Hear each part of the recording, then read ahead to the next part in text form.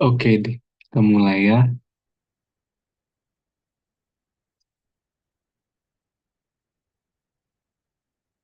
Eh, oke, selamat sore. Kita hari ini Store Vidas 2A ya. Sebelumnya bahas materi atau langsung soal, atau ada yang mau request topiknya sudah ada ya.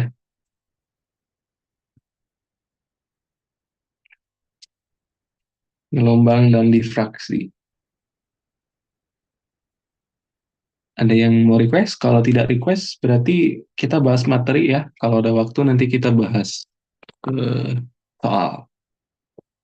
Nanti soal kita lihat soal UAS ya, yang tahun sebelumnya. Oke. Mungkin ada beberapa yang perlu sedikit pembuktian, penurunan rumus ya, supaya lebih eh, relate dalam ngerjain soal, tapi beberapa juga ada yang nggak perlu, jadi takutnya juga nggak sempet ya. Jadi kita sesuaikan saja.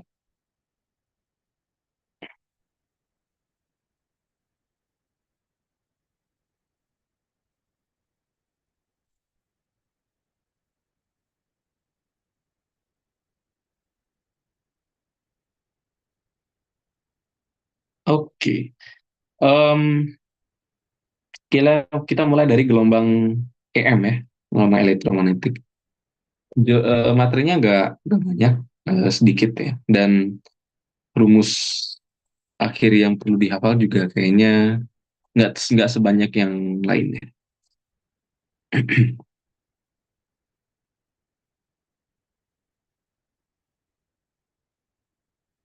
Gelombang elektromagnetik. Nah, jadi sebelumnya pada zaman sebelum eh, Maxwell, orang-orang sudah memahami tentang konsep gelombang. Salah satunya contohnya adalah gelombang radio kalau nggak salah. Jadi dulu-dulu gelombang radio itu sudah dipahami dan sebelum ada pun Maxwell, ya radio sudah ada. Tapi mereka menganggap bahwa itu yang mentransmisi energi itu hanyalah sebuah gelombang radio. Jadi orang-orang belum tahu bahwa gelombang radio itu juga termasuk dalam gelombang elektromagnetik yang terbentuk dari dua medan. Kita tahu ya, ada medan listrik dan medan magnet. Jadi setelah penemuan dari Faraday dan setelah persamaan Maxwell keempat, persamaan Maxwell sudah lama, maka baru bisa diturunkan suatu persamaan gelombang yang nantinya disebut sebagai gelombang elektromagnetik, gitu ya. Uh, kita ingat-ingat lagi semua rumus medan listrik dan medan magnet yang sudah pernah kita pelajari, dan itu sebenarnya dirangkum oleh Maxwell. Tapi persamaan keempatnya, uh, suaranya mantul. Yang lain gimana? Jelas atau tetap mantul? Ini mantulnya di Zoom atau di YouTube atau gimana?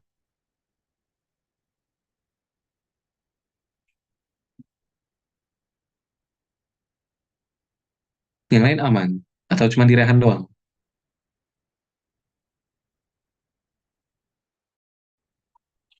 Di Oriza, mantul nggak suaranya? Aman nggak sih? Nggak aman ya? Atau cuma di Rehan doang? Atau gimana? Aman oke sih. Lanjut aja ya. Lanjut dulu ya. Oke, nah kita lanjut. Jadi eh, udah aman. Oke, siap. Untuk persamaan-persamaan yang kita sudah buktikan, sudah diturunkan juga sebelum, kayak belum pernah diturunkan ya, di TPB. Eh, kita sebentar, aku lupa bentuk persamaan Maxwell yang keempat yang hasil revisi ya. Tapi ini.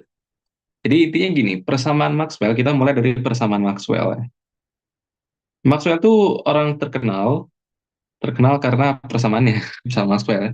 Tapi sebenarnya persamaannya juga hanya menggabung-gabungkan apa yang sudah ditemukan sebelumnya gitu. Jadi kita sudah tahu hukum Gauss yang pertama, bunyinya adalah integral. tertutup dari E do dA ini adalah flux medan listrik. Itu adalah key enclosed, muatan yang terlingkupi dibagi dengan epsilon 0. Kita udah familiar banget dengan bentuk ini. Ini adalah hukum Gauss. Ini termasuk dalam persamaan Maxwell yang pertama.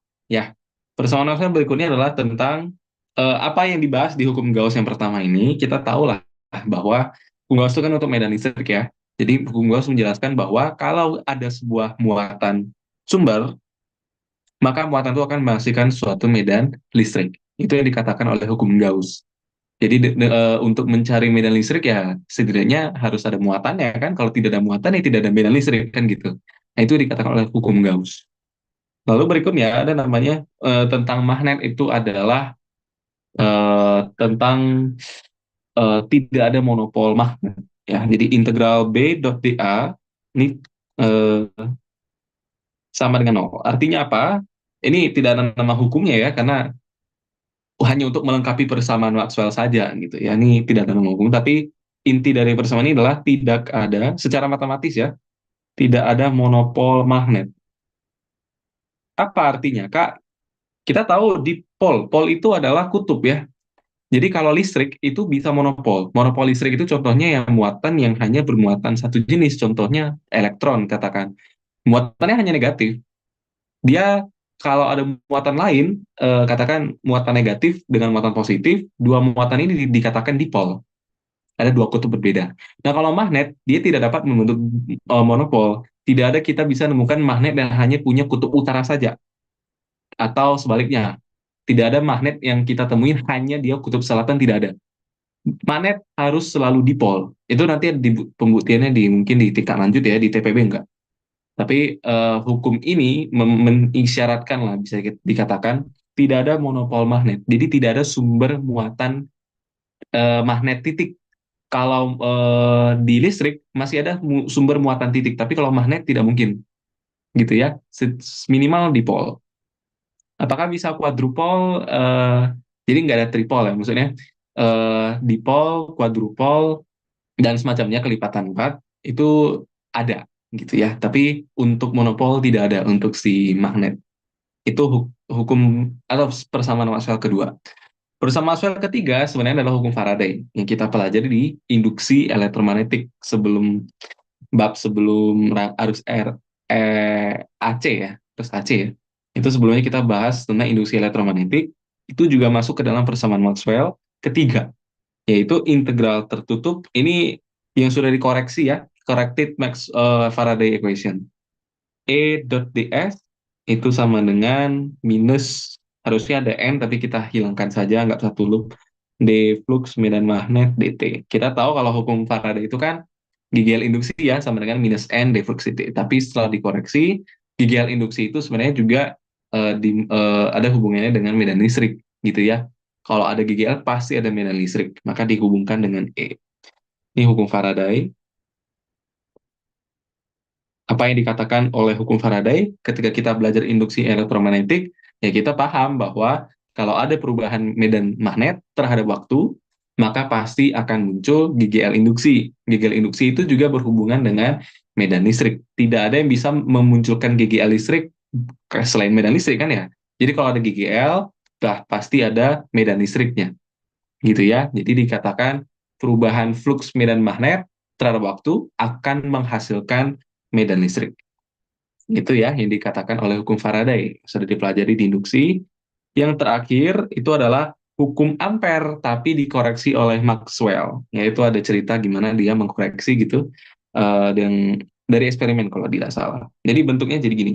Kalau hukum Ampere kan harusnya integral B dari ds sama dengan mu 0 ya mu 0 kali I enclosed.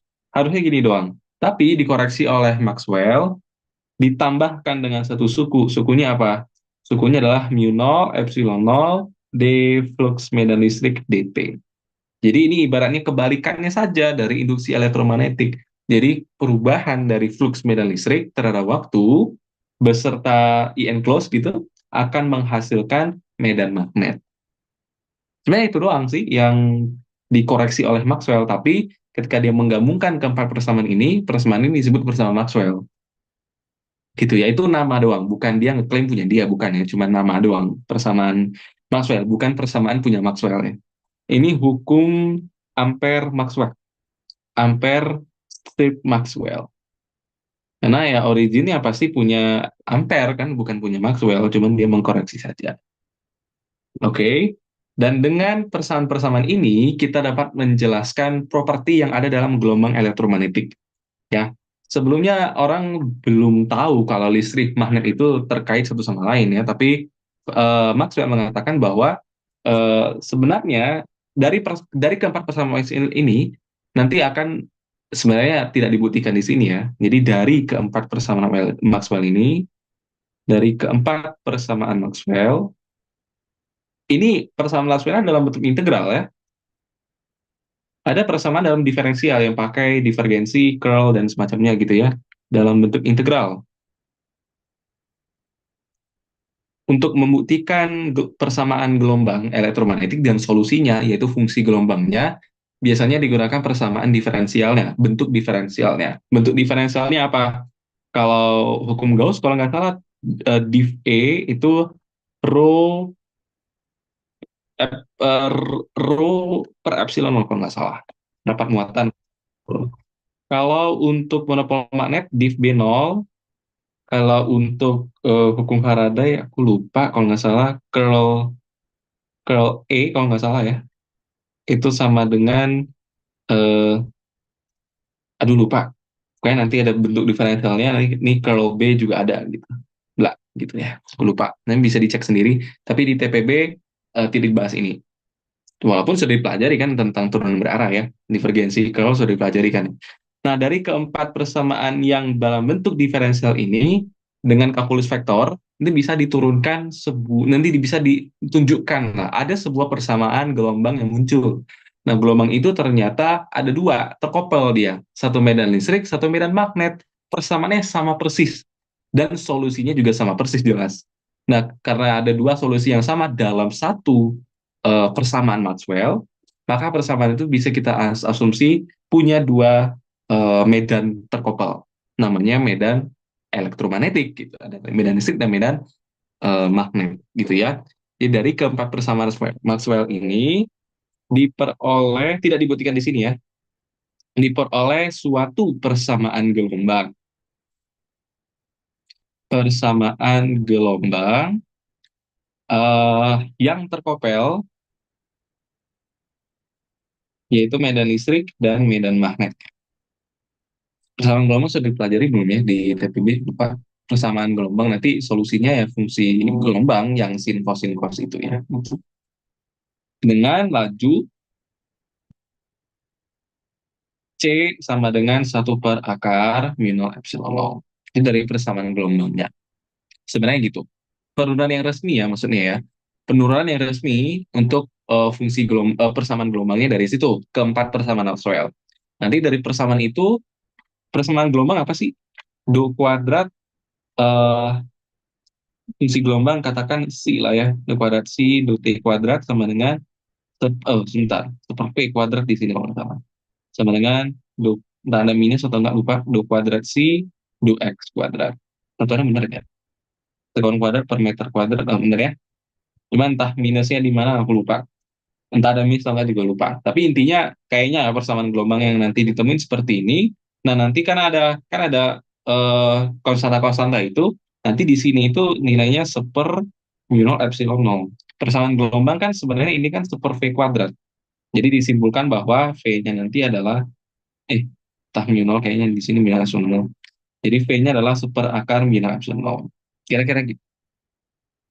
Ya harusnya kalau udah tingkat lanjut di jurusan eh, mempelajari persamaan spesial harusnya diturunkan juga persamaan gelombangnya dengan kalkulus vektor sedikit ya. Tidak dibuktikan di sini karena nggak kepakai juga di ujian nanti. Nah, cara lain untuk membuktikan ini sebenarnya banyak sih. Cuman tidak dibuktikan ya di sini. Jadi kalau mau boleh sih. Oke, coba ya. Nah, jadi ilustrasinya, ilustrasi gelombang elektromagnetik. Ya persamaan gelombangnya kayak tadi, solusinya ya ya sama, sin cos bisa ya. Kita gambarkan dulu.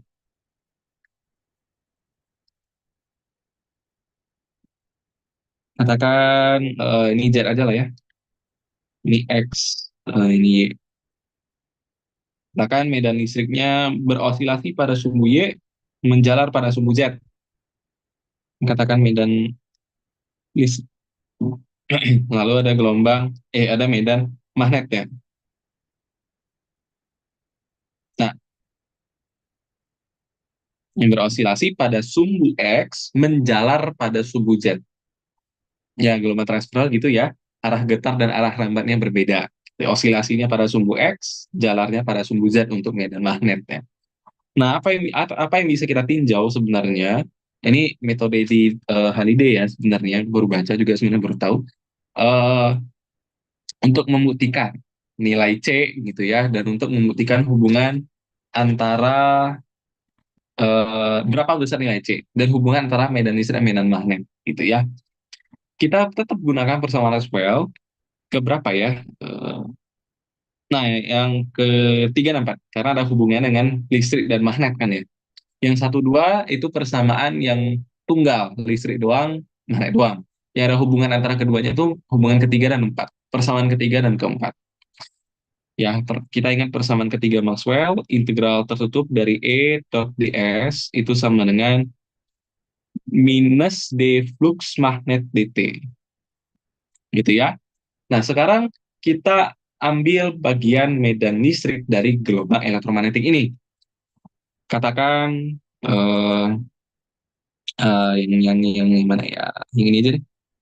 Yang bagian atas saja ya. Kita ambil bagian kecil dari bagian medan magnetnya. Koordinat yang ini kita tambahkan koordinat ini adalah E plus DE. Tebalnya berarti DE ya. Medan listrik. Maaf.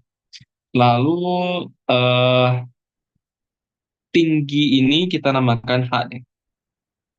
Jadi amplitudonya ya. Kita nggak tulis A, kita tulis tingginya saja H gitu. Oke. Nah, jadi integral dari lintasan tertutup yang kita ambil itu adalah apa? Integral dari eh, misalkan lintasan satunya ini deh. Satu, dua, tiga, empat, integral integral lintasan bisa ya. Jadi integral penjumlahan dari setiap lintasan dikali ds. Jadi E dikali H. Oh, dot product itu harus searah supaya bernilai. Ya, dot product dia harus searah supaya dia punya nilai. Jadi yang tegak lurus pasti nol. Yang tegak lurus yang mana? Medan listrik kan ke atas tuh, yang searah berarti lintasan satu dan tiga. Ya, langsung saja ya. Jadi E dikali H di sebentar. Ya, E dikali H baru dikurang. Kenapa kurang? Karena lintasan satu arah medan listrik ke atas, osilasi ke atas, pas di lintasan tiga dia osilasi ke bawah. Jadi berbeda tanda ya. Jadi EH dikurangi dengan E plus DE dikalikan dengan H ya. Itu sama dengan minus dari D flux. Nah, fluxnya itu definisinya itu kan integral tertutup B dot dA, kan flux medan magnet ya. Kalau kita lihat A itu arahnya kemana? Lintasan kita luasnya arahnya kemana? Ya kalau nggak ke belakang sono, ya ke depan sini kan ini A-nya. Apakah sudah sejajar dengan medan magnet? Sudah jelas ya. Medan magnet osilasinya kan pada arah sumbu X, osilasinya, bergetarnya. Nah, A juga arahnya ke X. Jadi searah kan ya. Searah berarti tinggal BA saja, integral BDA. Nah, DA itu kita integralkan jadi sebuah luasan A. A-nya berarti apa? H dikali DE, gitu ya. H DE. Luas yang warna hitam tadi ya, tingginya H tadi, tebelnya kan DE, jadi luasnya HDE. Itu fluxnya. Jadi kalau kita turunkan terhadap waktu, jadi minus dari DDT dari apa? BHDE. Gitu ya. Apa yang berosilasi terhadap, atau sorry, apa yang berubah terhadap waktu? Medan listriknya jelas. Si B medan magnetnya ya itu kan besar ya, besar medan magnet di titik itu ya konstan. Nah, DE-nya di sini yang berubah terhadap waktu. Jadi E dikali H minus E tambah DE dikali H itu sama dengan minus BH DE dt. Sebentar, sebentar ya.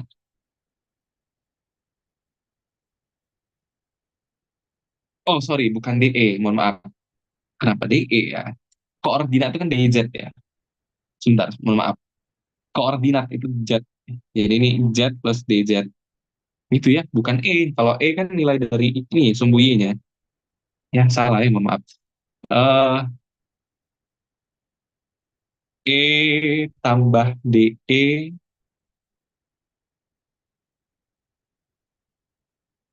itu nilai. Jadi di sini nilai nilai E di sini adalah E, yang di sini nilainya adalah E tambah DE gitu ya. Benar ya?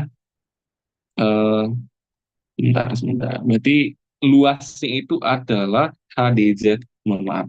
Gitu ya, HDZ. Masih HDZ.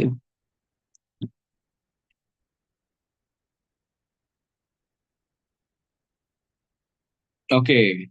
Nah, yang berosilasi medan magnet ya. Kalau DZ kan sudah konstan tuh. Kalau tadi DE ya memang nggak konstan sih. Kalau sekarang kan DZ itu kan cuma tebelnya ini. Tebelnya kan nggak berubah-ubah ya kalau kita ambil loopnya. Yang berubah berarti medan magnet. Jadi minus HDZ dikali dB/dt. Harusnya dB/dt ya. Oh, untuk fungsi gelombang E itu vektor ya. Itu berarti E max, itu amplitude medan listriknya. Mau cos, mau sin terserah. Sin aja lah ya. Sin kx min omega kz berarti ya, nah, berosilasi menjalar pada sumbu z. Kz min omega t, arah medan listriknya ke arah sumbu y, berarti k, y itu apa? J ya. Oke, kalau medan magnet B max dikali sin kz min omega t, arah rambatnya, arah getarnya di sumbu x berarti i ya, gitu. Nah, dBdt berarti do B do T harusnya ini ya.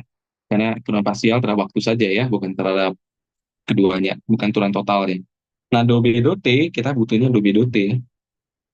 Do B do T itu adalah B max dikali minus omega B max ya, dikali cos kz minus omega T. Ini vektornya hilangin saja, kita fokus besarnya saja ya. eh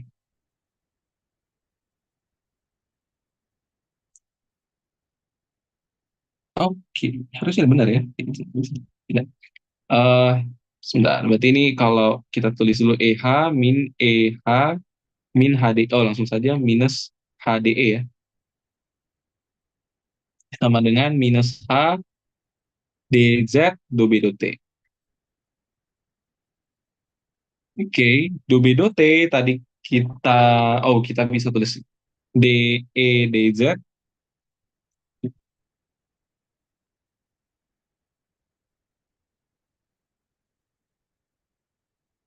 sebentar, sebentar. Takut salah minus ya.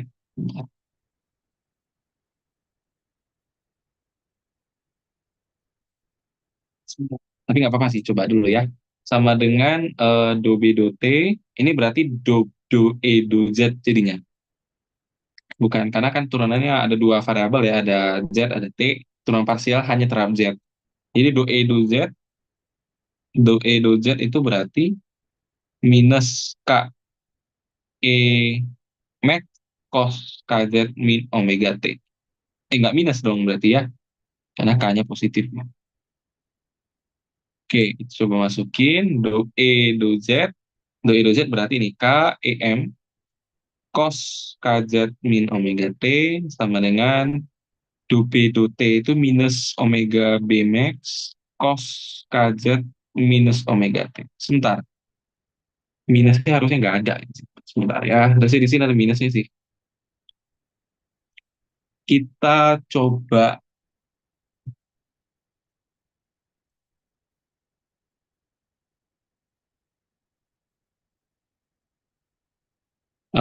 sebentar.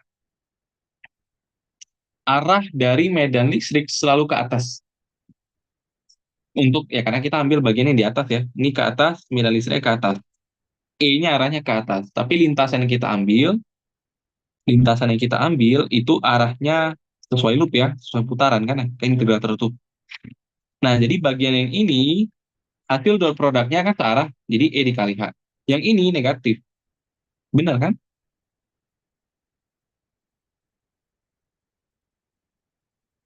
Kalau loopnya itu kita ambil searah jarum jam. Tapi kedapatnya negatif. Atau kita harus ngambil loop yang berlawanan arah jarum jam ya. Kalau nggak nanti dapat negatif. Ini kita ambil loopnya berlawanan arah jarum jam ya.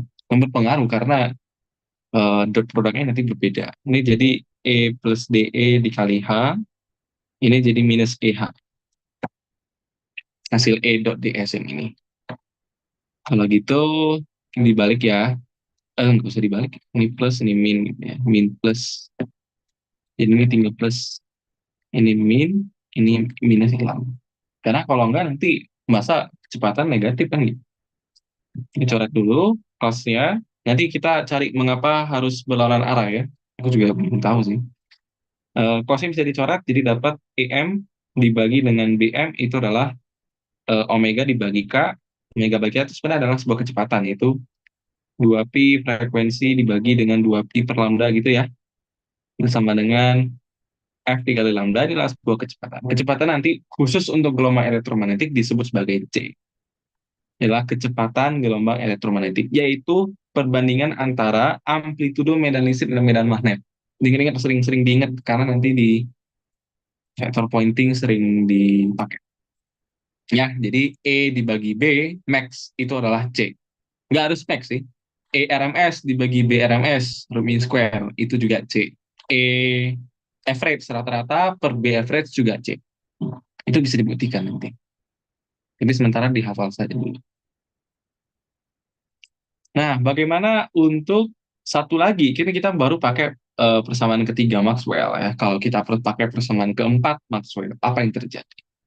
Karena kita tinjau medan magnet sekarang. Eh, apa lagi ini? Nah, ambil medan magnet ini sini, katakan ya, tebal tingginya adalah H kayak tadi, samain aja lah ya H. Ini koordinatnya B, koordinatnya adalah DZ. Di sini Z plus DZ, jadi tebalnya adalah DZ. Tebal loopnya itu adalah DZ. Nilai medan magnet saat, nah ini kita pemilihan loopnya gimana ini? Ya, katakan loopnya kayak tadi aja berlawanan ya. Ya, gitu ya. Jadi nilai di sini medan magnetnya B, di sini nilai medan magnetnya B plus DB. Medan magnet arahnya ke bawah gitu ya. Bukan ke bawah, ke menuju kita atau keluar dari bidang kertas gitu ya, keluar dari bidang. Loop kita yang ini searah jadi langsung B kali H, yang ini baru negatif ya karena berlawanan arah kan ya. Satu loopnya ke atas, medan magnet ke bawah gitu ya. Jadi B plus DB dikalikan dengan H minus ya. Oke, nah kita pakai hukum keempat, persamaan keempat Maxwell atau hukum Ampere Maxwell itu integral tertutup dari B dot dA, salah nggak ya? Salah kayaknya, B dot ds, mohon maaf.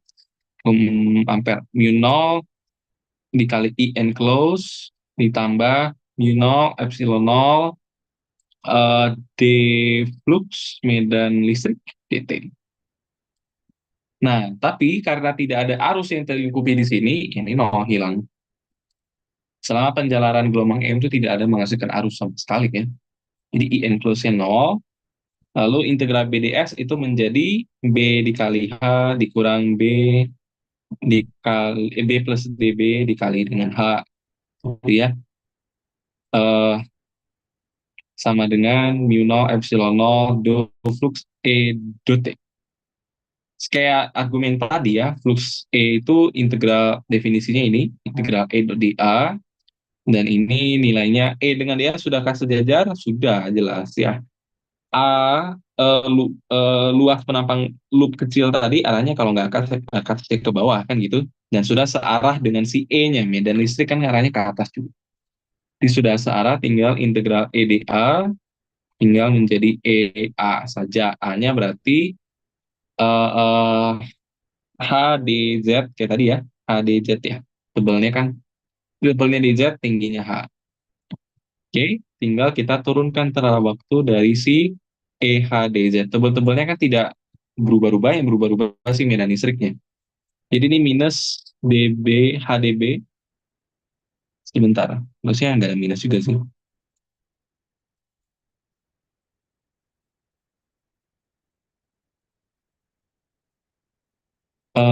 Karena nanti du E du Z, oh enggak, kayaknya bener deh. Mu 0 epsilon 0 HDZ dikali do E do T. Ya, minusnya bisa dicoret, jadi nanti do B do Z pindah ruas ya, dz-nya sama dengan ini minus mu 0 epsilon 0 do E do T. Nah, berapa do B do Z? Belum kita hitung tadi ya. Do B do Z itu adalah KBM cos KZ min omega T. Kalau do E do T,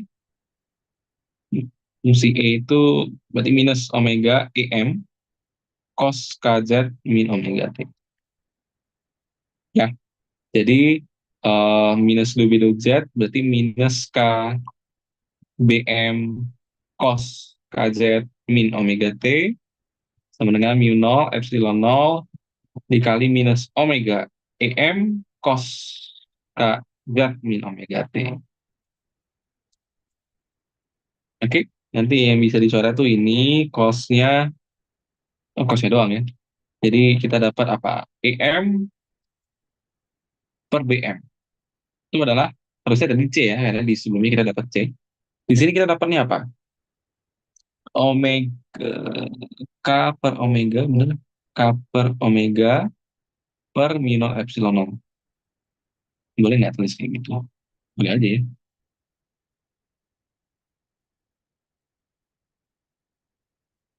Ya, betul ya. Nah, eh di mana K per omega itu adalah seper, tadi kan kita dapat omega per K itu C. Jadi K per omega ya seper C ya. Seper C dibagi. Seper C itu nol epsilon nol. Nah, tadi kan EM per BM itu adalah C. Jadi C sama dengan seper C dibagi dengan minus epsilon nol. Jadi C kuadrat adalah seper minus epsilon nol. AC adalah seper akar minus epsilon nol. Dengan nilai dari mu nol itu adalah 4 pi kali 10 pangkat. Bawa aja di sini aja deh. Dengan mu nol itu adalah 4 pi kali 10 pangkat minus 7 Tesla meter per ampere. Epsilon nol itu 8,85 kali 10 pangkat minus 12 kalau nggak salah ya. Newton meter kuadrat, Coulomb kuadrat per Newton meter kuadrat. Kalau nggak salah. Nah, nanti masukin ke rumus ini, persamaan ini, nanti dapat bisa diaproksimasi nilai C kira-kira 3 kali 10 pangkat 8. Itu secara kualitatif, secara kuantitatif, secara perhitungan, secara teori. Secara eksperimen nilainya ya mendekati juga sih. Jadi nggak kalah si Maxwell ini gitu. Seperti itu ya. Jadi kita belum masuk ke cahaya, tapi memang salah satu spektrum dari gelombang elektromagnetik itu adalah cahaya tampak. Jadi bukan cahaya saja kecepatannya 3 kali 10 8 atau C ini, tapi gelombang elektromagnetik apapun. Contohnya radio, gelombang sinar X, sinar gamma, uh, sinar mikro, gelombang mikro, microwave, uh, cahaya tampak, itu semuanya punya kelajuan yang sama. Jadi bukan hanya cahaya. Oke, kira-kira seperti itu. Sebelum lanjut, ada pertanyaan dulu.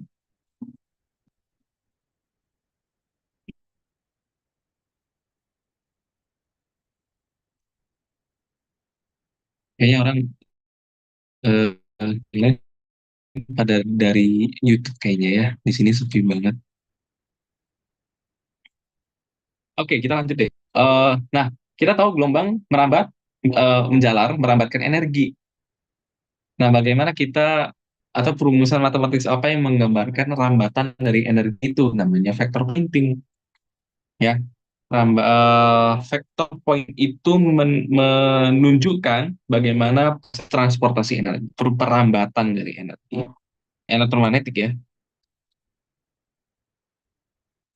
Perambatan energi gelombang elektromagnetik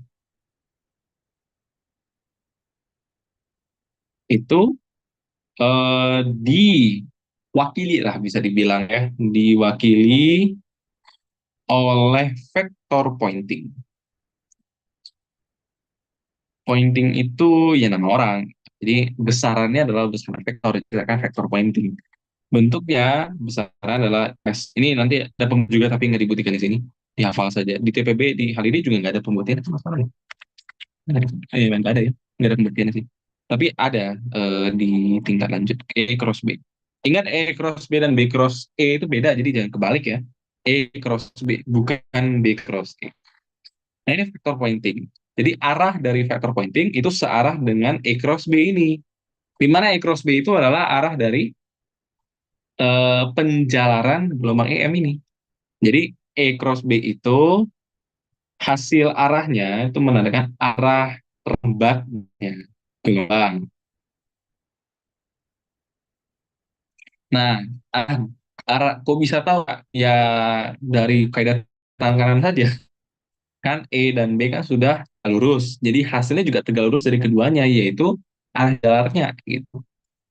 Arah rambat gelombang elektromagnetik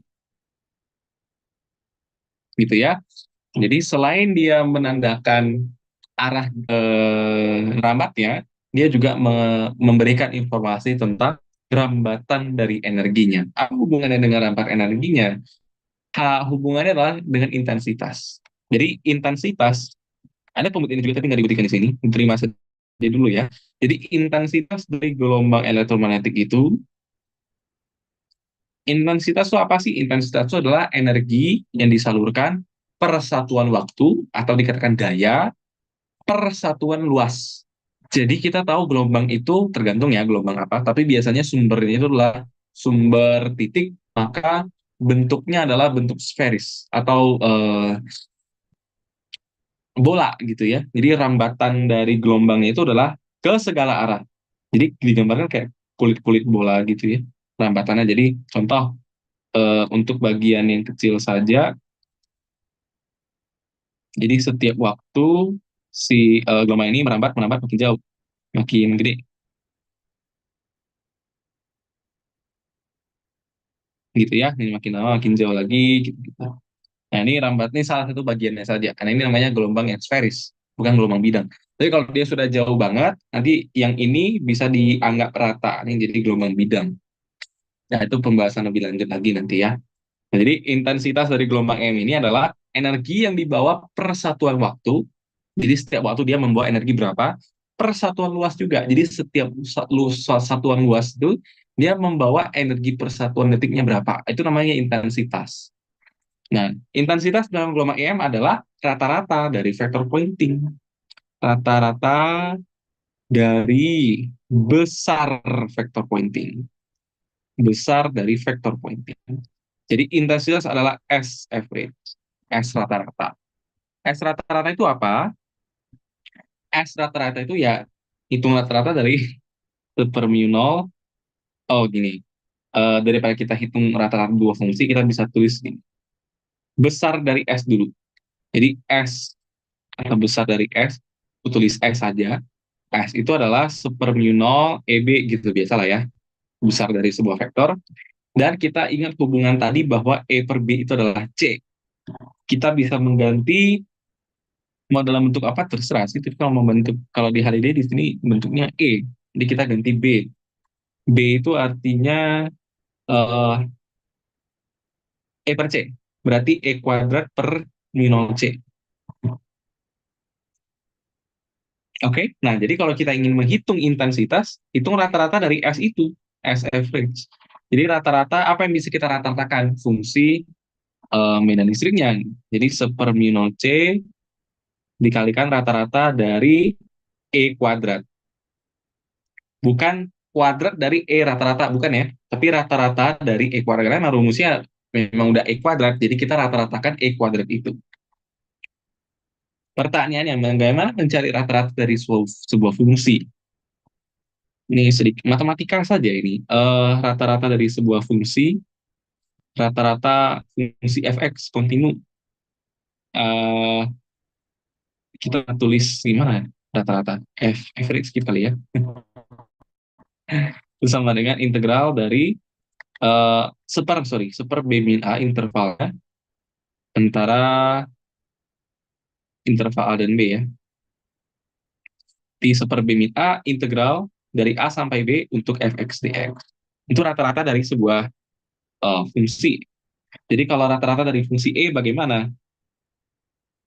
E kuadrat average. Bagaimana menghitung rata-rata dari fungsi e? Fungsi e itu fungsi apa sih? Kita tahu fungsi e itu, fungsi medan listrik e itu bergantung pada x, z, dan t tadi ya. Jadi e itu adalah em, e max dikali cos, e sin, kz min omega t itu ya. Nah, jadi e kuadratnya adalah em kuadrat dikali sin kuadrat kz min omega t, maka e kuadrat average dalam kurung aja lah biar aman ya. Itu adalah rata-rata em konstan tanggap di rata-rata ini ya tentu. Ya, tidak berpengaruh dengan integral juga nanti maksudnya ya. Jadi em kuadrat dikali seper, nah integral rata-rata dari sin kuadrat. Jadi kita hitung rata-rata dari sebuah fungsi sin kuadrat. Apa rata-ratanya? Apa rata-rata dari fungsi sin? Fx itu adalah sin x. Sin x itu berarti dari 0 sampai 2pi ya. Pada rentang 0 sampai 2pi, berapa rata-rata? Berarti f average itu adalah eh, ini ada fungsi x. Jadi seper 2pi integral dari 0 sampai 2pi untuk sin kuadrat x dx. Gimana hitung integral dari sin kuadrat? Ya, tiga banget ini ya. Kita bisa gunakan identitas cos. Kita coba pakai cos 2x yang ada sin-sinnya apa? 2 sin, 1 min 2 sin kuadrat ya, kalau nggak salah. Itu 2 cos min 1. Berarti sinnya apa? Sin kuadrat x itu adalah 1 min cos 2x dibagi 2. Betul? Maka f average, sorry. Kita ngitung integral sin kuadrat ya. Ya betul ya. Jadi f average itu adalah seper 2pi, integral 0 sampai 2pi, langsung seperempat boleh? Setengahnya dikeluarin aja. Jadi 1 min cos 2x dx. Maka ini jadi seperempat pi, integral dari 1 terhadap x ya x ya. Integral dari cos apa? Sinus, tapi seperdua ya. Dari 0 sampai 2 pi. Ya. Nah, integral masukin batasnya menjadi 2pi dikurang sin 2pi 0 gitu ya. Lalu kurang 0 lagi ya, 0 semuanya di belakang. Jadi tinggal setengah. Nah, terbukti ya. Jadi rata-rata dari sebuah fungsi sin kuadrat itu adalah setengah. Nah, kalau ada yang bertanya, Kak, kalau misalkan tadi fungsi medan listriknya adalah cos bukan sin. Rata-rata dari cos kuadrat apakah sama? Sama. Rata-rata dari cos kuadrat juga setengah. Buktikan sendiri. Gitu ya. Jadi mau fungsi E-nya itu nanti kita pakai sin dan cos, rata-ratanya selalu setengah.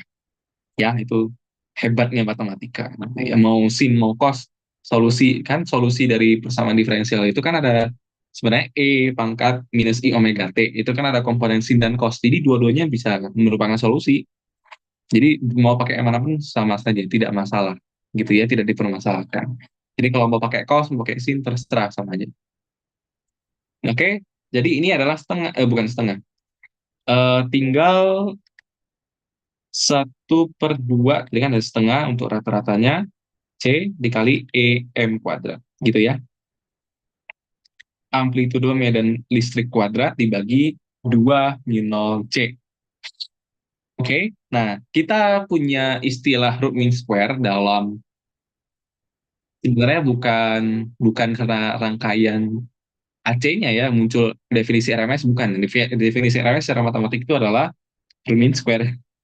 Ya, hubungannya dengan EM itu adalah ingat hubungan E root mean square atau tegangan root mean square atau arus root mean square sama aja. Hubungan dengan EM kan adalah E max dibagi akar 2. Jadi kita bisa substitusi. Jadi I itu sama dengan eh berapa itu? E RMS kuadrat per mu nol C. Nah, sama aja lah.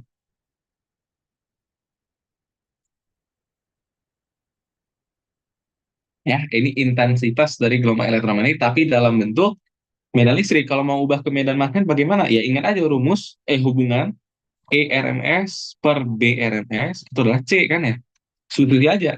Jadi aku sempat bilang apapun variabel yang pokoknya E banding sama C terus E banding B selalu C. Mau E max per B max, mau E RMS per BMS itu selalu perbandingan C ya. Jadi I sama dengan eh E itu B kuadrat B RMS kuadrat C per mu nol. Betul ya? B kuadrat C kuadrat. Betul ya? Betul. C per mu nol B RMS kuadrat. Sama saja.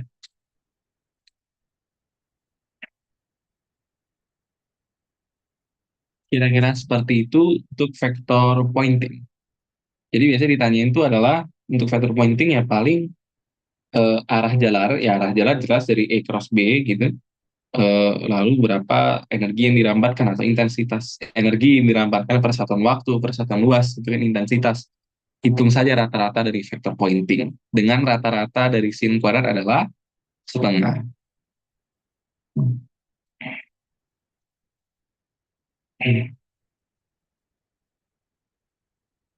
Kira-kira seperti itu. Ada pertanyaan sampai sini?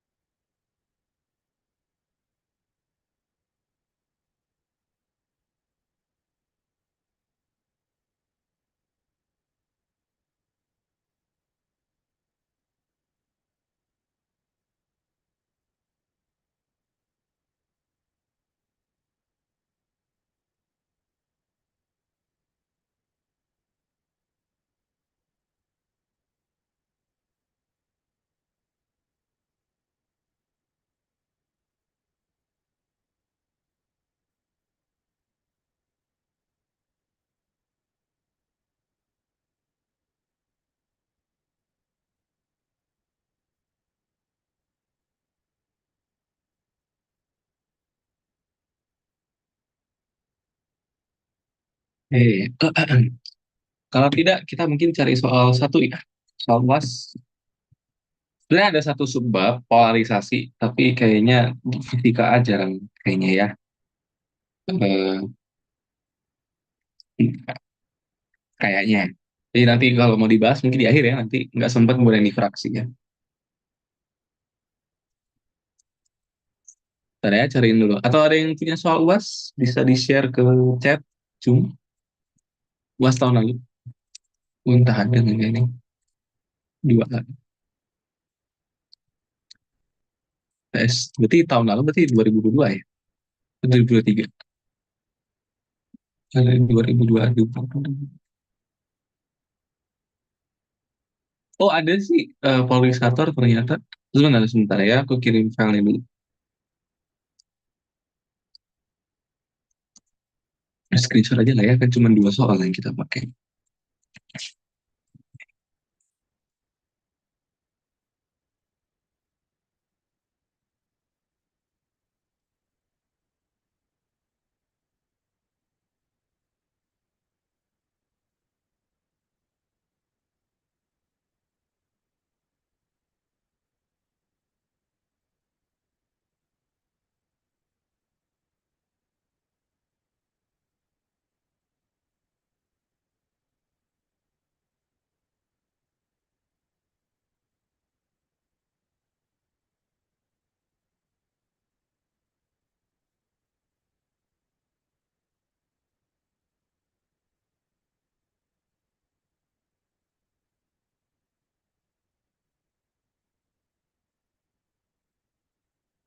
Oke, kalau gitu kita bahas polarisasi sebentar ya, sekilas. Karena yang soal nomor 3C ini ada tentang polarisator.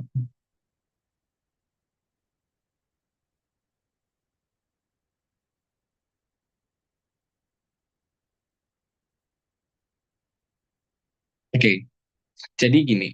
eh kita tahu gelombang elektromagnetik itu punya dua polarisasi, yaitu ya kutub medan magnetnya dan kutub medan listriknya. Nah, ada suatu eh, benda, bahasa kerennya apa ya? Eh, eh, Instrumen, tapi bukan instrumen sih. Ya, suatu alat lah gitu ya, yang dinamakan sebagai polarisator. Polarisator itu mengubah, sebenarnya bukan mengubah kutub ya, tapi lebih ke menyaring apa yang bisa lewat, yang dilewatkan dari gelombang elektromagnetiknya, atau ada yang tertahan gitu ya. Bukan bukan mengubah arahnya, bukan mengubah arah dari medan listrik, bukan ya.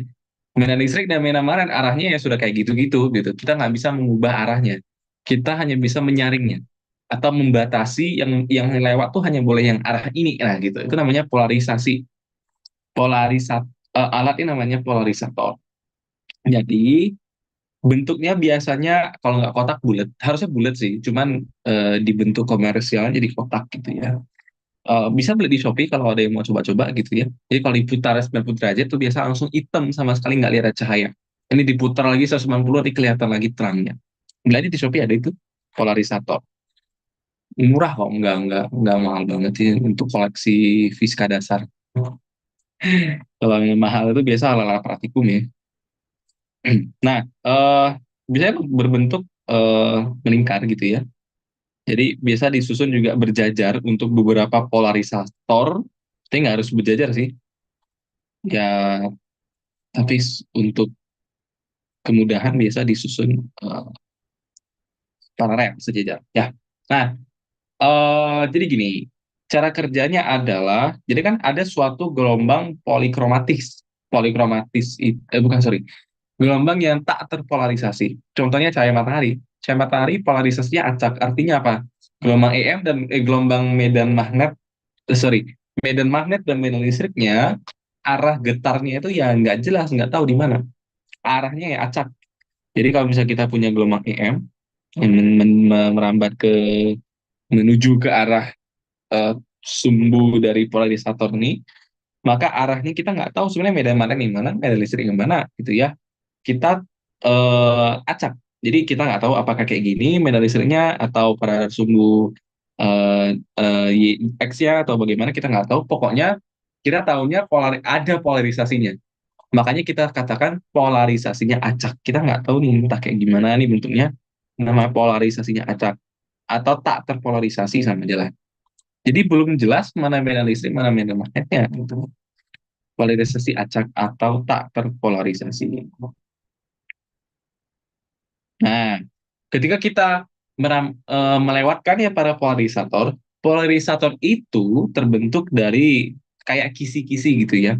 Jadi dia ada orientasinya. Contoh katakan, orientasi untuk polarisator ini lah yang lurus-lurus kayak gini. Nah, jadi yang bisa lewat itu hanyalah yang searah dengan arah polarisatornya. Kalau kita katakan ini sudutnya 0 derajat, theta-nya 0 derajat, ya berarti yang lewatnya hanya pada arah itu saja, pada arah itu. Jadi nanti pas lewat hanya segini doang. Jadi kita sudah tahu, oh kalau dia lewat, maka arahnya segini. Jadi dia bergetar medan listriknya atau medan magnetnya bergetar pada arah searah dengan polarisator tadi. Nah, karena tadi kita tahu bahwa gelombang EM itu ada dua polarisasi, ada listrik, ada magnet. Nah, karena polarisasi acak dan dilewatkan pada polarisator pertama kali, maka intensitasnya menjadi setengahnya, hilang satunya. Entah medan magnetnya hilang, atau entah medan listriknya yang hilang.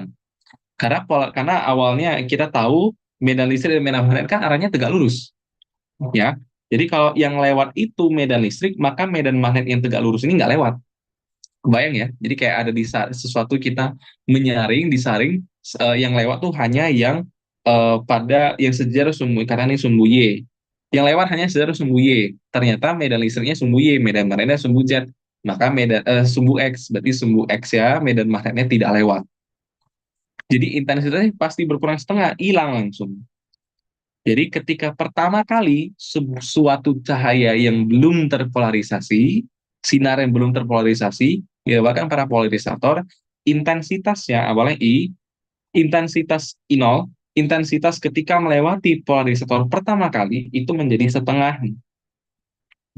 Ya logikanya kan ya karena satu satu medan listrik lewat, medan mananya pasti nggak lewat gitu. Karena kan tegak lurus kan ya, sama sekali nggak lewat.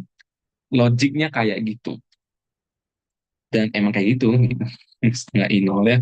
Jadi lewatkan di sini, sinarnya menjadi I0. Berarti kayak gini doang kan ya. Nah itu medan, entah medan listrik atau entah medan mananya, pokoknya intensitasnya atau rata-rata vector pointingnya adalah setengah dari awalnya.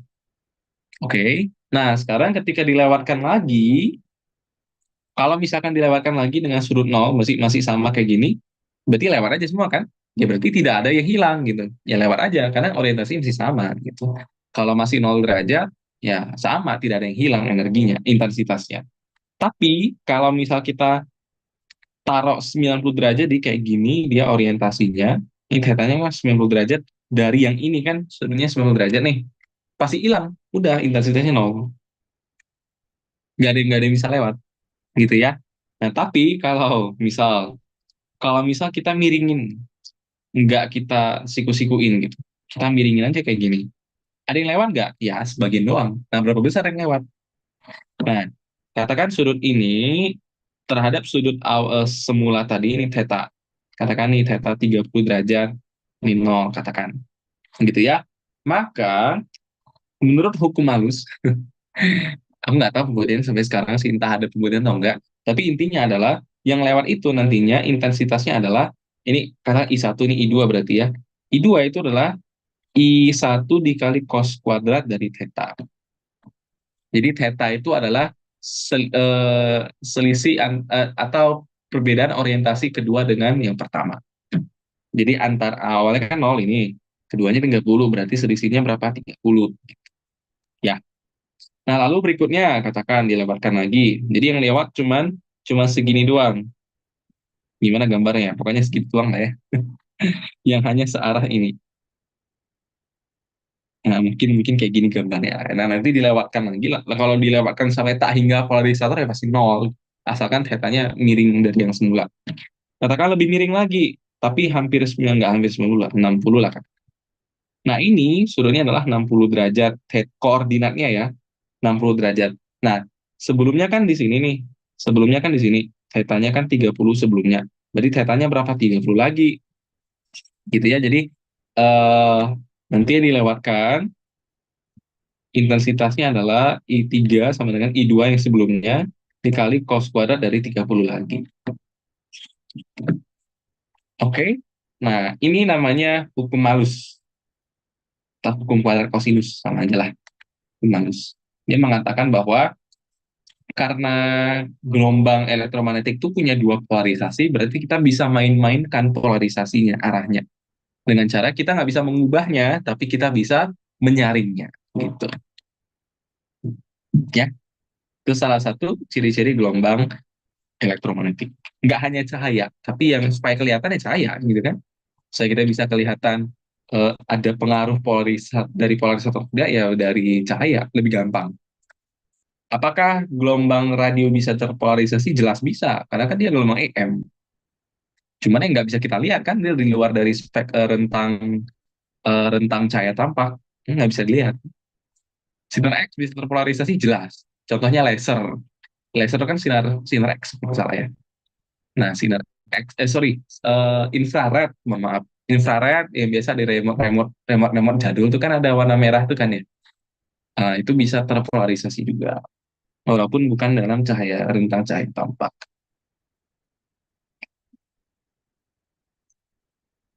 Oke, ada pertanyaan sampai sini? Selesai bab gelombang EM. Jadi ya bisa dibilang tidak terlalu banyak, lebih banyak induksi lebih banyak. Si arus AC kayaknya lebih banyak juga ya yang dibahas. belum lagi pakai fasor dan kawan-kawannya gitu ya. Belum lagi rangkaiannya aneh-aneh, ada L, ada C, masing-masing ada dua atau tiga di rangkai seri paralel. Ya, aneh gitu ya. Oke, kita lihat soal nomor tiga. Ini soal tahun lalu ini ya, 2022, 2023. Berarti tahun ini 2023, 2024 ya. Ya, tidak seduaannya.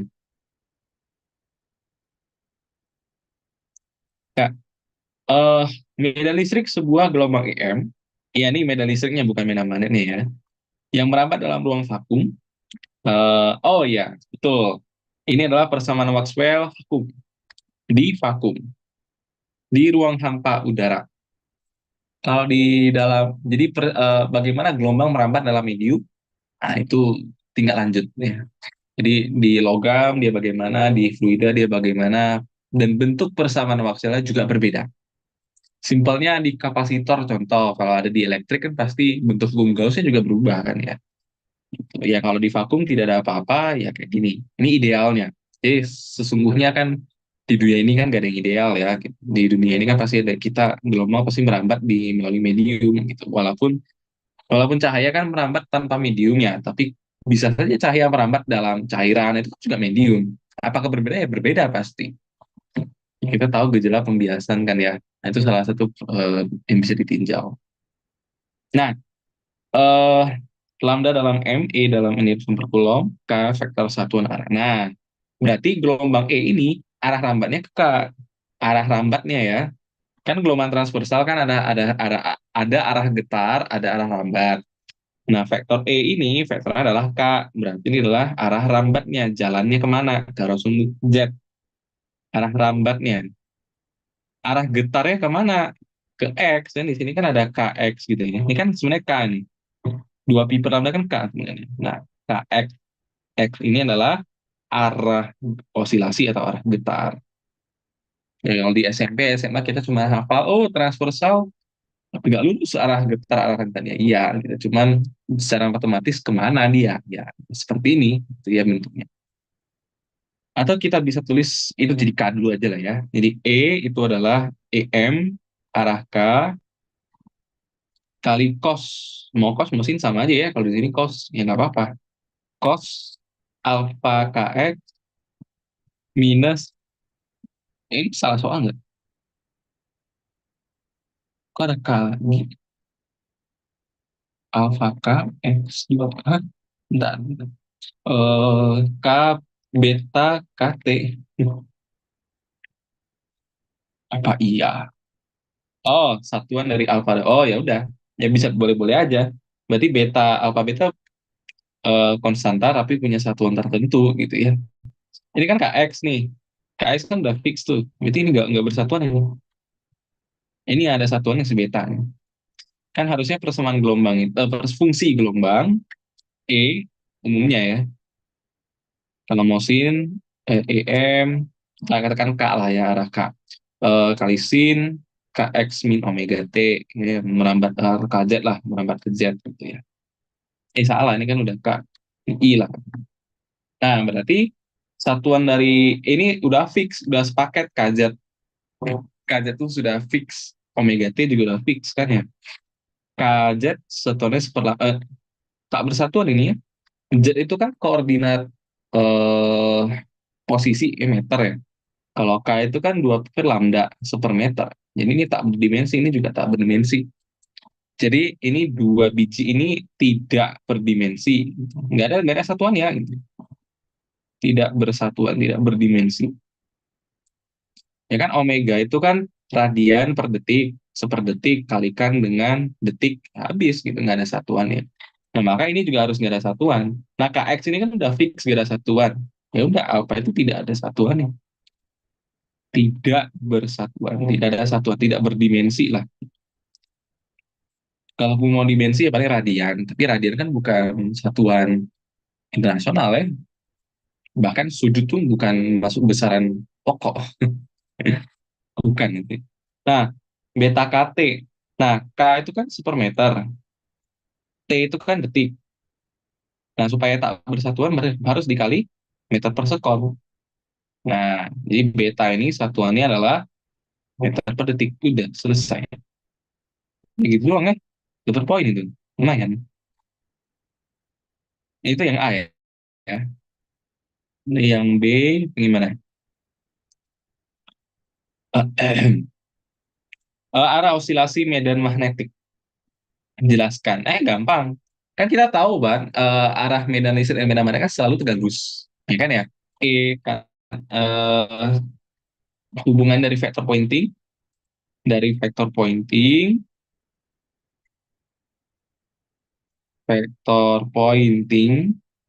kita tahu bahwa arah arah bukan vektor pointing tadi. Gelombang elektromagnetik dalam GEM, arah rambat arah getar dari medan E dan B tegak lurus, tegak lurus. Pada soal, pada soal gelombang elektromagnetik merambat pada arah sumbu, apa tadi, K berarti sumbu Z, pada arah K lah gitu aja lah ya, pada arah K. Dan medan listrik medan listrik bergetar pada arah X, berarti KX positif ke kanan, katakan saja I gitu ya. Maka arah medan listrik bukan K gitu, pasti J gitu ya. Karena kalau K itu kan arah arah jalan ya. Arah medan magnet adalah C. Sudah selesai, sumbu C atau sumbu Y. Jelaskan, sudah diberi penjelasan dari awal. Gampang banget ya, cuman konsep doang. Nggak ada hitungan yang aneh-aneh. Yang C itu kita lihat. Jika gelombang ini dilewatkan pada sebuah polarisator, sumbu transmisi membentuk sudut theta terhadap medan listrik. Apakah gelombang sudah terpolarisasi? Tidak dikatakan ya, tapi anggaplah saya belum. Maka intensitas menjadi seperempat dari intensitas. Oh, berarti belum, berarti sudah terpolarisasi. Maka tentukan sudut theta. Oh ya sudah. Jadi intensitas akhir itu adalah intensitas awal dikali cos kuadrat theta. Intensitas akhirnya adalah seperempat dari semula. Seperempat I0 sama dengan I0 cos kuadrat. Gampang banget nih. Ini dapat cos theta-nya setengah. Theta-nya berapa? 60. Selesai. Tak. Ya, sekelas ITB. Soalnya masih kayak gini. Tapi emang sih, penurunan ini ya, penurunan mutu TPB. Jadi soalnya pasti diturunin juga. Ini kan menyesuaikan angkatan ya. Kalau angkatannya pinter-pinter ya pasti soalnya juga sulit. Makanya ada pretest. Jadi di dosen di jurusan di fisika ya, itu juga kayak gitu sih. Jadi lihat per kondisi angkatan gitu. Bahkan ada beberapa materi yang di skip karena mahasiswanya lambat gitu. Ini emang penyesuaian tiap tahun sih. Per angkatan kan beda-beda kasusnya ya. Kalau zaman aku dulu lebih sedikit muter soal. Aku masih ada simpen.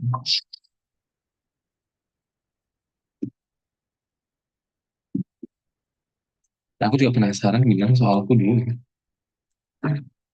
Lalu ya, kalian di tiga nih belakang. Tentukan arah vektor pointing dan arah vektor BM. Tentukan besar EM dan BM. Jika radiasi melewati polarisator subpolarisator 60, tentukan amplitude message setelah negatif polarisator. Ya, lebih ngitung ya. Tentukan besar E max dan B max. Jika intensitas radiasinya adalah 15 pi. Nah, lebih ngitung.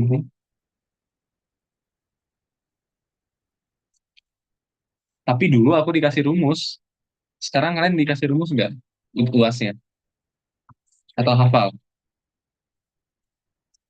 Kalau kalau dikasih rumus nggak usah hafal ya. Tapi soalnya lebih susah sih biasanya.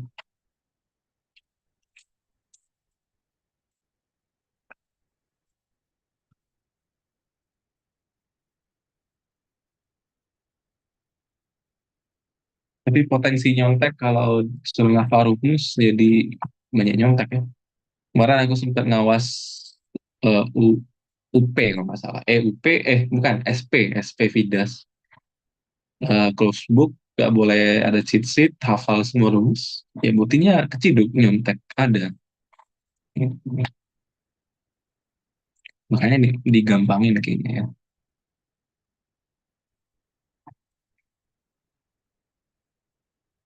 Dan mahasiswanya masih berkeliaran di ITB. Yang nyontek DO tuh masih eh, masih belum lah.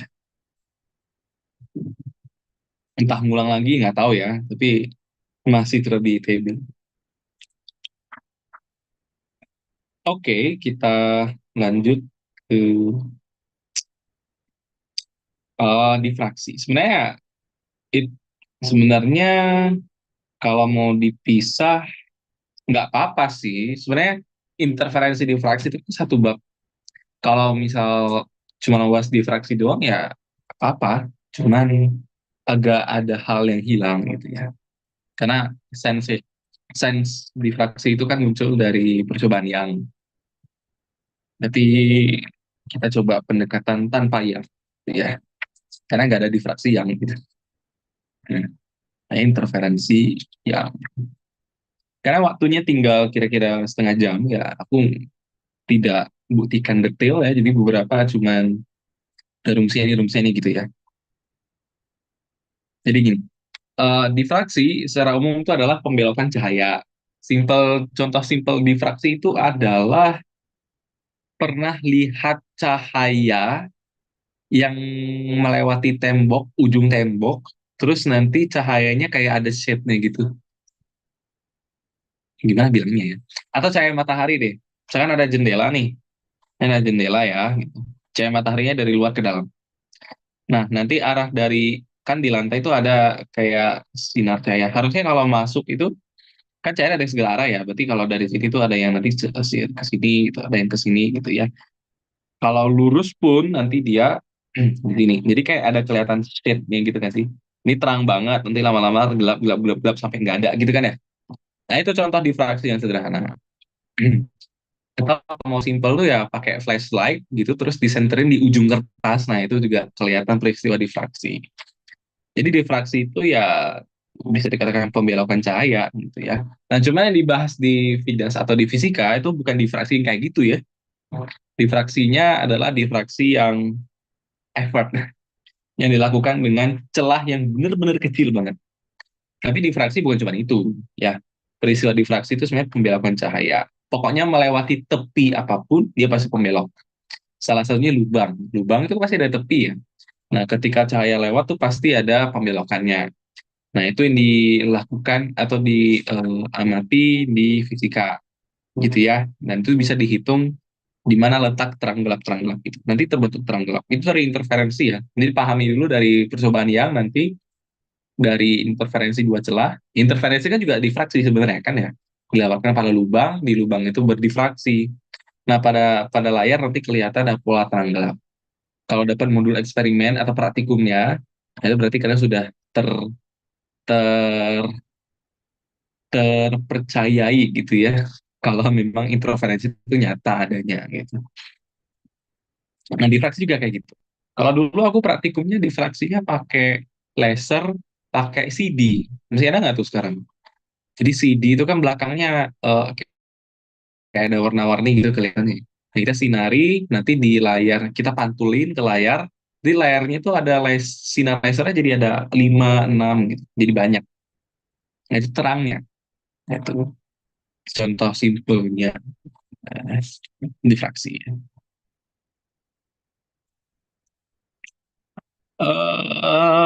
Oke.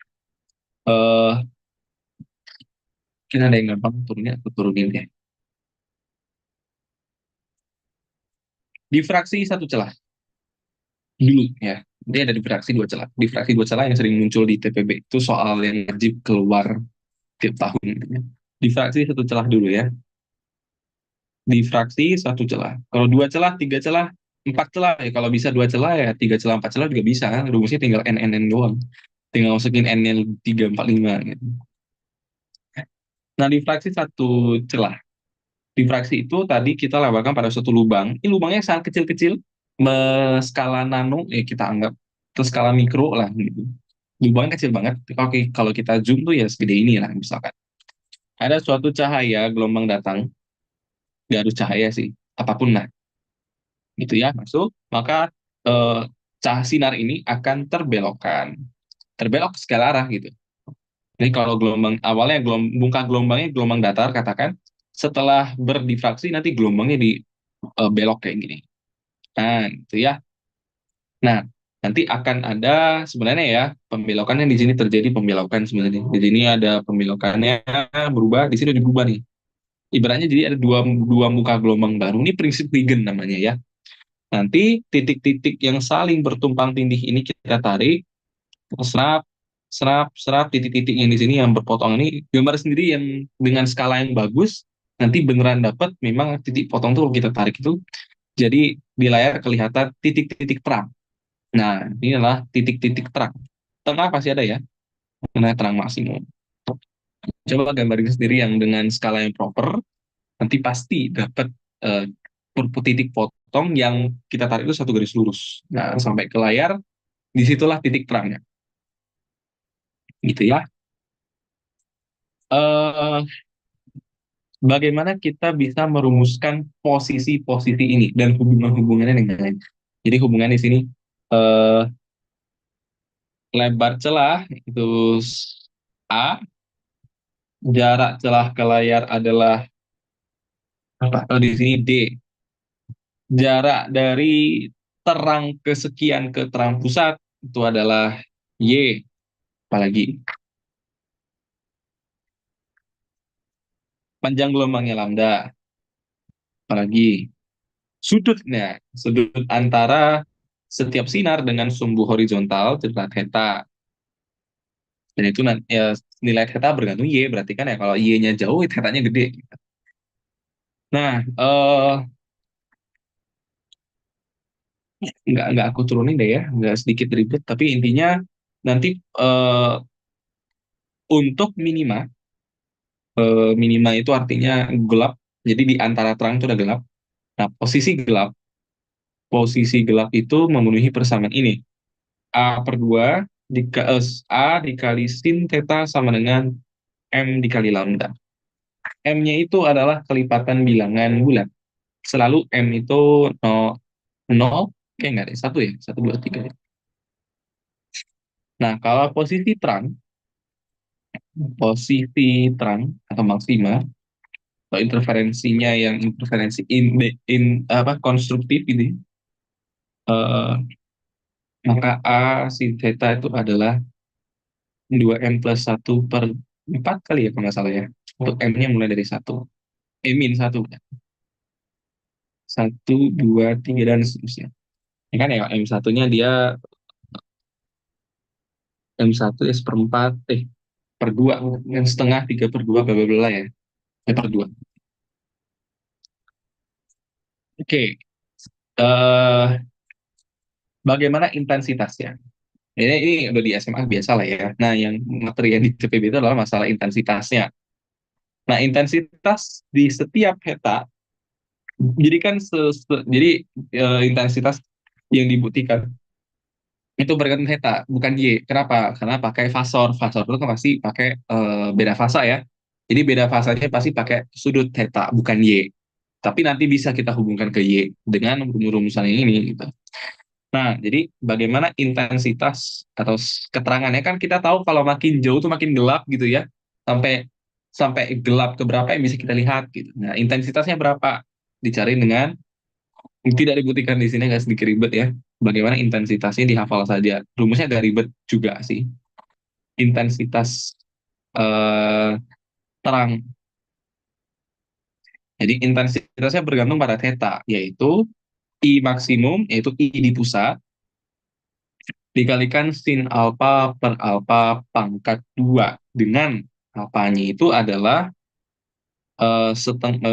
pi A per lambda.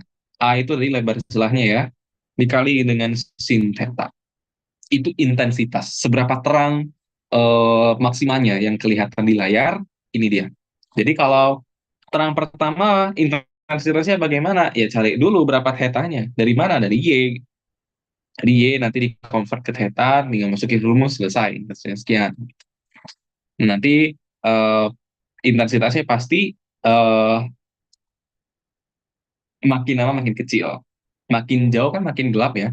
Jadi kalau kita plot intensitasnya terhadap eh, sudut derajat, sumbu derajat, ini sumbu intensitas, ini sumbu derajat, dan derajat itu apa? Derajat atau radian boleh lah gitu ya.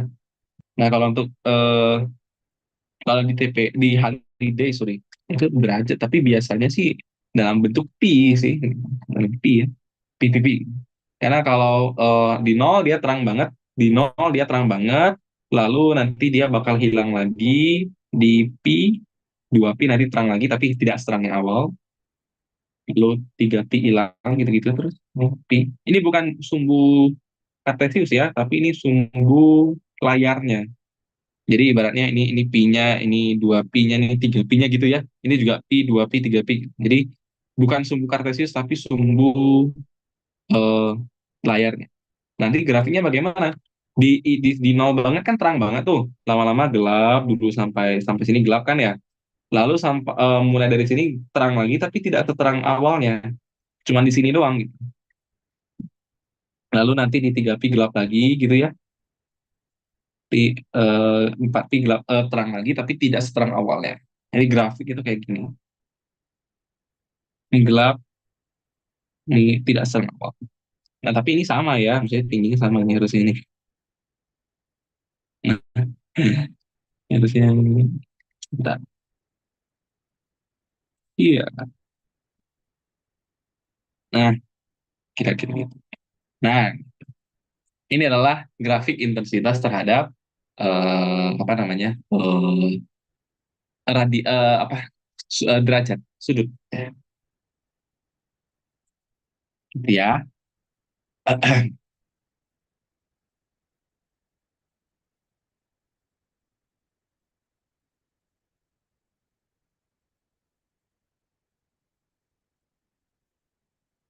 Oke, pembuktiannya ada di Haliday ternyata. Yang bisa dibaca ya. Udah selesai. Itu doang. Ya, rumus-rumusnya di ini ya, posisi gelap, posisi terangnya bagaimana. Oh, jadi posisi gelap itu selalu kelipatan pi, 3 pi, 5 pi, dan seterusnya ya. Kalau terang itu selalu 0, 2 pi, 4 pi. Itu untuk sudut fasanya. Kalau kita lihat dari grafiknya. Maksudnya dari penurunan rumusnya jadi sebenarnya. Beda fasanya harus kelipatan 2 pi, itu terang. Kalau kelipatan ganjil, itu gelap, pasti. Oke, nah sekarang bagaimana kalau difraksinya 2 celah? Difraksi celah ganda. Ini yang sering keluar gitu. Difraksi celah ganda. Oke. Nah, untuk difraksi celah ganda itu di wah, untuk menentukan lokasi minimal maksimal itu bisa rumusnya sama. Cuman masalah di sini adalah beda masalah intensitasnya. Jadi nanti ketika diplot,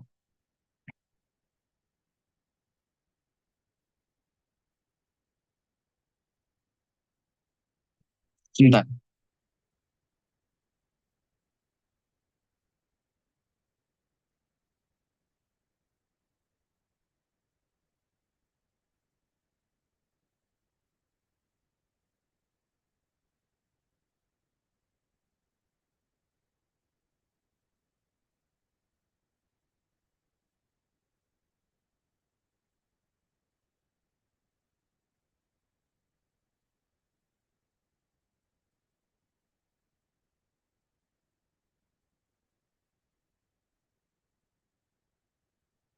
Oke.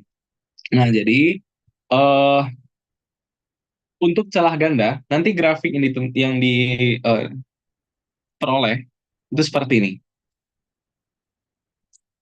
Ini grafik terapi gitu ya. Ini intensitasnya. Nah, grafik yang diperoleh itu adalah seperti ini. Semoga benar. Ini kita gambarin frame-nya dulu ya, biar bagus gambarnya nanti. Nah, grafik diperoleh kayak gini. Semoga tidak salah.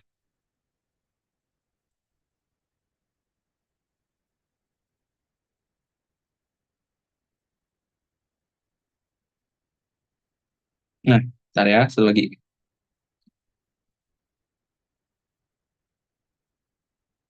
Nah, gitu. Ini harus. Nah, nah aslinya yang nanti diperoleh dalam grafik itu adalah seperti ini. Dan kalau kita bandingkan dengan yang ini, kalau kita bandingkan, ibaratnya intensitasnya itu ibaratnya diselubungi oleh selubung utama. Kalau dia satu celah, ibaratnya ya, ibaratnya saja. Ibaratnya dia kayak diselubungi oleh satu celah ketika dia difraksi satu celah, ya. Nah, selubung bagian tiap tiap gundukan ini namanya selubung, ya. Ini namanya selubung pertama, gitu ya, atau selimut pertama, gitu ya. Pertama ini kedua, yang ketiga dan seterusnya, gitu ya. Udah gitu doang sih. Nah, pertanyaannya adalah bagaimana intensitasnya sekarang? Lebih lebih aneh lagi pasti ya. Intensitas setiap sudut. Jadi intensitas dari setiap sudutnya adalah intensitas massa unit tengah dikali cos kuadrat beta. Beta itu apa nanti di akhir ya? Dikali sin alfa per alfa kuadrat. Cuman ada faktor tambahan cos kuadrat beta saja. Dengan betanya itu adalah pi d per lambda sin theta. Kalau alfanya ya kayak tadi, pi a. D itu apa? D itu jarak antar celah. Kayak di interferensi yang. Ya, D itu jarak antar celah. Kalau A lebar celah. Gitu. Tidak. Paling kalau mau lebih ngerti sih, kerjain soal sih. Jadi ada contoh soal. Contoh soal dulu ya. Dalam percobaan celah ganda, contoh, biar lebih jelas ya. Dalam percobaan celah ganda, setelah ini kita bahas soal kuas ya. Lambdanya adalah 405 nanometer, jarak celahnya adalah 19,44 mikrometer, lebar celahnya 4,050 mikrometer. Perhatikan interferensi cahaya dari kedua celah dan juga difraksi. Yang A, tanya berapa rumbai jumlah rumbai interferensi. Rumbai itu ya terang-terangnya ada berapa gitu ya. Interferensi terang di puncak sentral. Kok bahasanya aneh banget ya. Di selubung utama gitu loh. Selubung utama ya selubung yang paling gede yang di tengah ini. Nah, jadi di dalam ini ada berapa interferensi? Masing-masing sinar ini, masing-masing puncak kecil-kecil ini menarik interferensi. Jadi gini, kalau misalkan kita dalam layar ya, misalnya ini layar nih, kalau cuma satu celah kita cuma lihat, oh terangnya segini, ini terangnya segini, lama-lama makin redup, redup, redup, redup gitu ya. Nah, kalau kita lakukan dua celah, ini eksperimen juga ada sih, tapi di jurusan aku sih, di eksperimen fisika. Nanti di dalam bulat-bulat ini ada bulat-bulat kecil.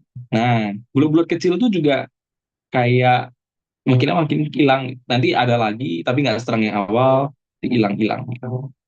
Nanti ada lagi, hilang-hilang, lebih kecil lagi. Nah, gitu. Pakai sinar laser. Kayak gitu. Jadi ibaratnya bulat-bulat yang merah itu ibaratnya di tengah ini ada. Lebih kecil, lebih kecil, lebih redup, lebih redup. Nah, kira-kira. Ini satu celah, ini dua celah. Aslinya di fraksi dua celah atau interferensi yang itu kayak gini. Ada masalah di fraksinya.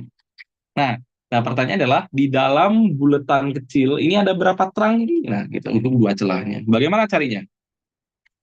Ya, cari dulu minima, cari dulu gelapnya. Jadi ada berapa gelap di situ? Jadi pakai rumusan A untuk celah tunggal dulu ya. Jadi kalau untuk yang celah tunggal, jadi ibaratnya kan ibaratnya kayak ada satu celah gede di antara dua celah itu gitu ya.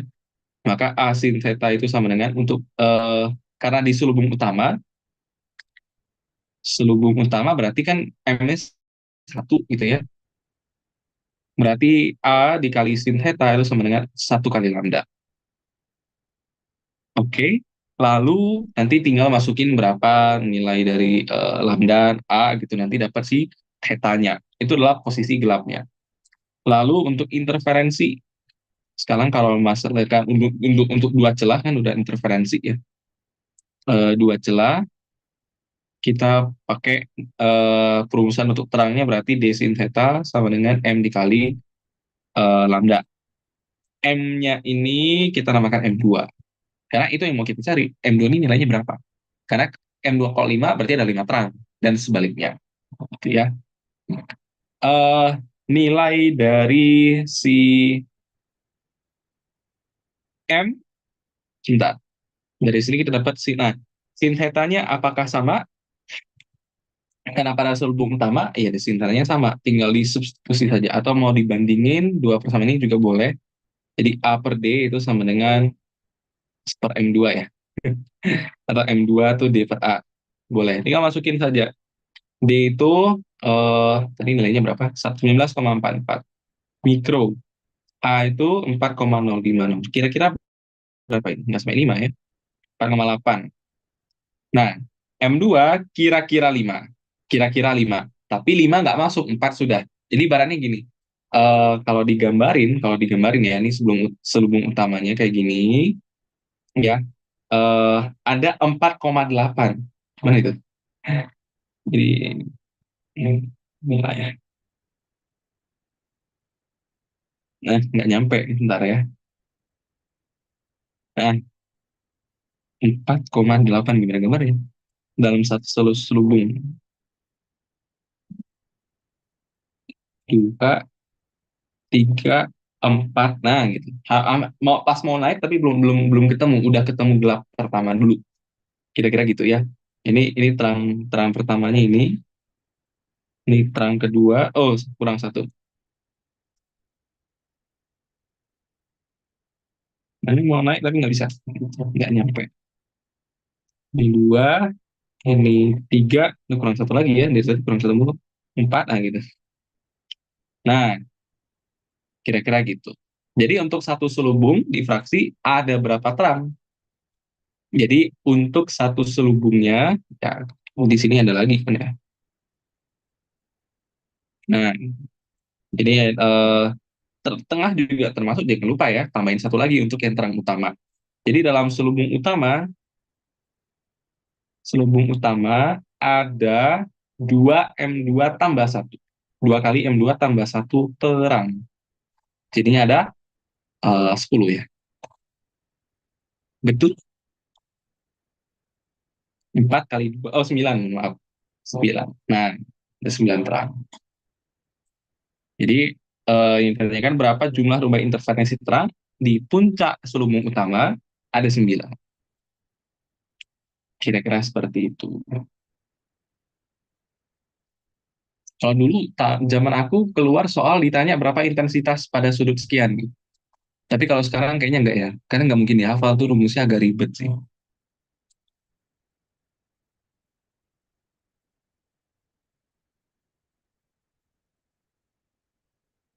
Oke, ada pertanyaan sampai sini.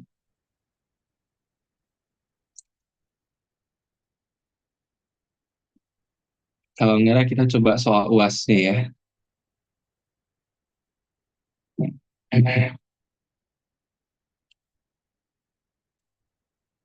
Berkas sinar laser dengan panjang gelombang 600 lambda ya dilewatkan melalui dua celah S1 S2, jarak antar celah D, jarak celah ke layar L atau kalau digambar L, OP, OP itu adalah Y di soal digambar ya.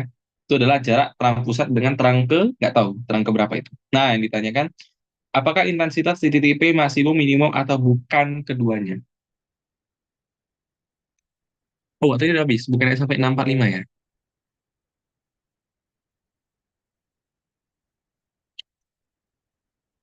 Atau gimana? Oh, ya sudah. Jadi soal ini nggak kebahas ya.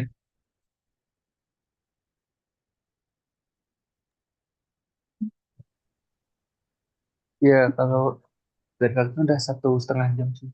Oh iya sudah. Aku kira sampai 18.45 jadi Oh, pas ya udahlah mungkin nggak apa-apa. boleh kamu, kalau ada waktu kamu jawab apa di PPT-nya nanti, kalau udah kirim ke aku kasih gitu. Oke. Ya sudah. Eh dari aku udah kembaliin ke admin. Nanti aku share ceritanya Jangan lupa soal terakhir tadi ya. diusahakan. Jadi aku kerjain deh. Oke.